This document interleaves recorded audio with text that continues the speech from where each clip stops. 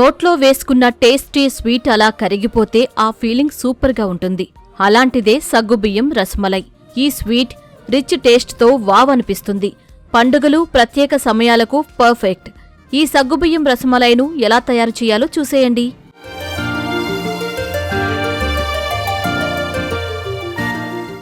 సగ్గుబియ్యం రసమలై తయారీకి కావలసిన పదార్థాలు: సగ్గుబియ్యం పెద్దవి అరకప్పు, పాలు 1/2 లీటర్, పంచదార సుమారు 120 గ్రాములు, తరిగిన బాదం పప్పు 1 టేబుల్ స్పూన్, తరిగిన పిస్తా పప్పు 1 టేబుల్ స్పూన్. సగ్గుబియ్యం రసమలై తయారీ విధానం: ముందుగా స్టవ్ ఆన్ చేసి పాన్ పెట్టి అందులో చిక్కటి పాలు పోసి మరిగించుకోవాలి.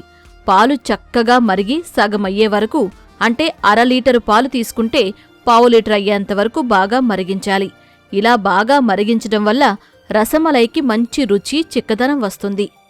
ఇప్పుడు ఒక మిక్సీ జార్ తీసుకుని అందులో నానబెట్టిన సగ్గుబియ్యం, కొంచెం పంచదార వేసి పేస్ట్లాగా మెత్తగా మిక్సీ పట్టుకోవాలి. ఈ పేస్టును ఒక మిక్సింగ్ బౌల్లోకి తీసుకుని చిన్న చిన్న ఉండలుగా చుట్టుకోవాలి. ఇప్పుడు మరుగుతున్న పాలల్లో రుచికి సరిపడా పంచదార వేసి కలుపుకోవాలి. పాలు బాగా మరిగాక తయారు చేసుకున్న సగ్గుబియ్యం ఉండలు దాంట్లో వెయ్యాలి. తరువాత ఇందులోకి కుంకుమ పువ్వు వెయ్యాలి. ఉండలు పాలల్లో ఉడికి పాలు దగ్గర పడేంతవరకు బాగా ఉడికించుకోవాలి.